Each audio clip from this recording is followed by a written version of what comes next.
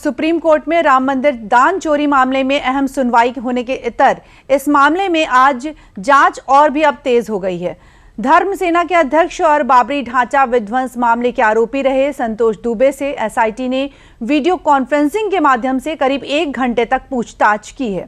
इसके लिए उन्हें सीओसीटी कार्यालय बुलाया गया था और पूछताछ के दौरान एसआईटी ने उनके आरोपों और उपलब्ध तथ्यों पर विस्तार से जानकारी भी ली। संतोष दुबे ने बताया कि एसआईटी ने उनसे कुछ दस्तावेज मांगे हैं जिन्हें वो सीओसीटी कार्यालय के माध्यम से एसआईटी को उपलब्ध कराएंगे।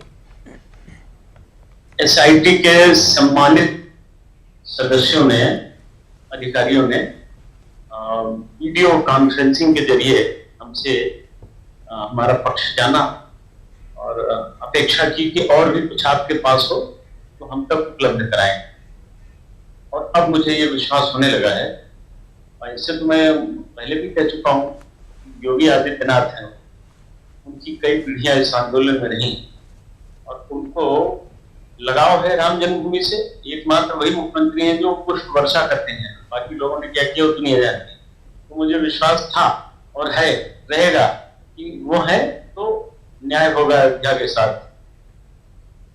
और अधिक जानकारी ले लेते हैं, हमारे साथ जुड़े हमारे सहयोगी रामेंद्र सिंह जी। रामेंद्र, स्वागत है आपका। रामेंद्र, बताएं कि एसआईटी की जांच कहां तक बढ़ रही है? जैसा कि देख रहे हैं कि हर दिन एक नए खुलासे सामने आते हुए नजर आ रहे हैं, तो अब तक क्या कुछ खुलासे मामले को लेकर आ चुके हैं? लेकिन निधि क्या है कि न्याय होना बहुत आवश्यक नहीं है कि न्याय हो गया। न्याय होते हुए दिखना चाहिए। जो लोगों की भावनाएं हैं उनके सापेक्ष काम होता हुआ दिखना चाहिए। कि जो लोग कह रहे हैं कि फला चोर है, फला चोर है, तो ये एसआईटी किस तरीके से आगे बढ़े। देखिए, संतोष दुबे से जो पूछताछ हुई, संतोष दुबे लगातार हमलावर थे, जो ट्रस्ट के लोग हैं उन पर हमलावर थे, बाकी और लोगों पर हमलावर थे, और वो कह रहे थे कि हमारे पास सबूत है कि हम दे सकते हैं कि किस तरह चोरी की गई। तो उनसे 1 घंटे पूछताछ हुई और एसआईटी ने कहा कि आप वो तथ्य भी दीजिए जो आप मुंह से कह रहे हो, जो ओरल कह रहे हो, उसके तथ्य भी दीजिए, जिससे एसआईटी उन पर आगे बढ़ सके और उन पर कानूनी रूप से उन पर काम कर सके।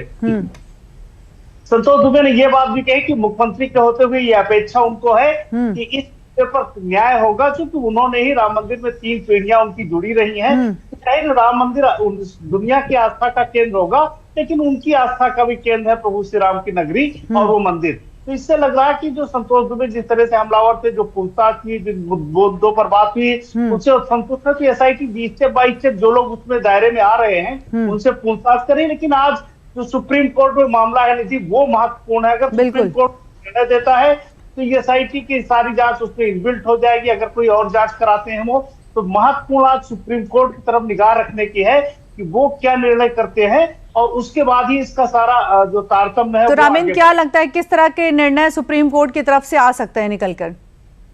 सुप्रीम कोर्ट में डिमांड की गई है तो सीबीआई जांच कराई जाए, इनका सारा ऑडिट कराया जाए, और जो जांच है वो सुप्रीम कोर्ट के जो जज हैं उनके अध्यक्षता में कराया जाए। किस तरीके की डिमांड की गई है। हाँ। सुप्रीम कोर्ट क्या उसमें संज्ञान लेता है, कौन से बिंदु उठाता है?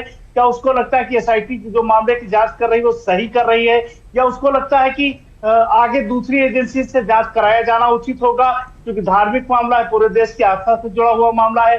तो किसी भी बिंदु को या ग्रहण कर सकती है।